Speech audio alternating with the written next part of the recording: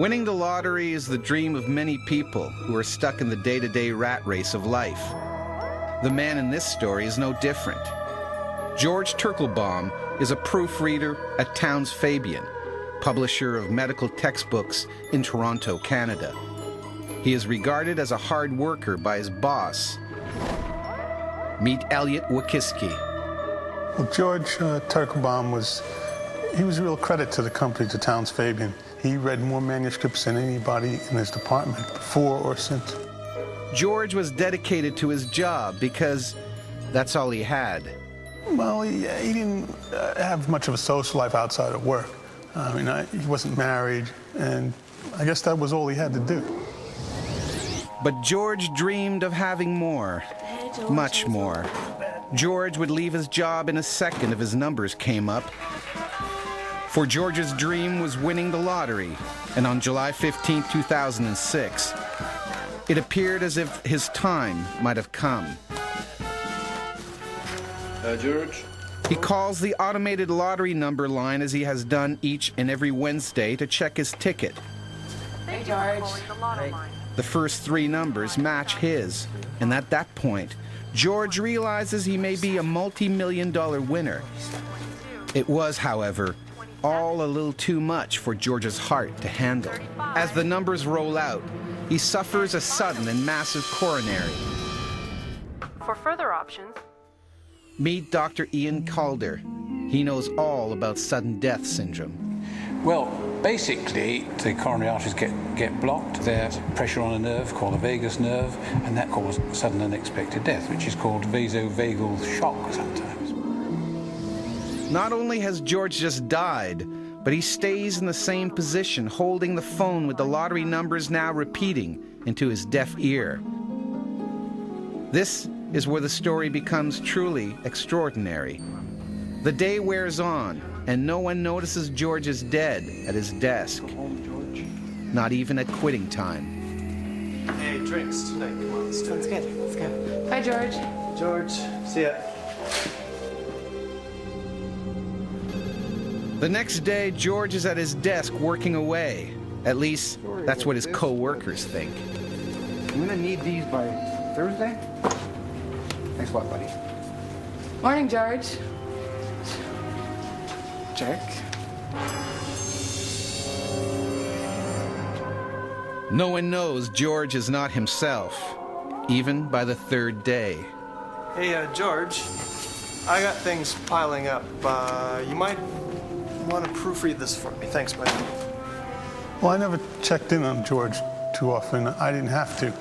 I didn't notice that manuscripts were stacking up in his in tray, 3, 4, 5. I mean, if I had noticed, I wouldn't have said anything, because, I mean, he would have caught up. George's work ethic keeps the boss off his back, and the cleaners figure George is just working late. Hey, George. I didn't want to get close. I never actually cleaned his cubicle.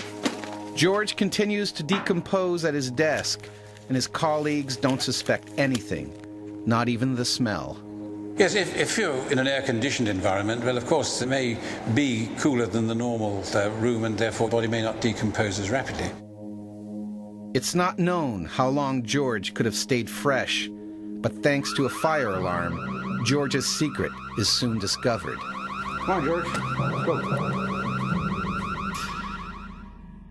Yeah, we had another fire alarm, aka smoke buddy.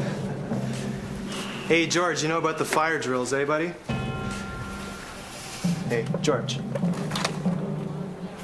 Whoa. Hey, buddy. What's going on? He's cold. George? Hey, did you check his pulse?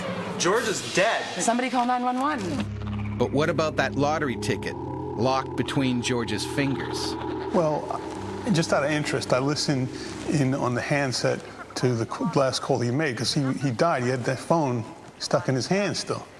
And it was an automated lottery line. It just kept repeating the lottery numbers. 5, George. 21, 21, 22, 27. 27. I think he won like a little bit, $50. Oh, George. He's not a winner. George only had 3 out of the 6 numbers required to score the multi-million-dollar jackpot.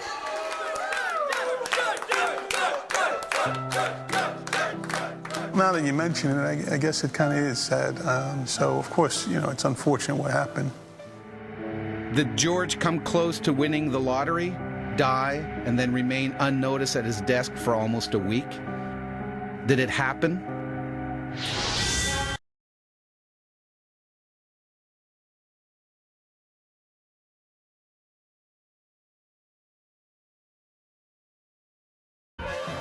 Let's start with the would-be lottery winner who dies at his desk and no one notices.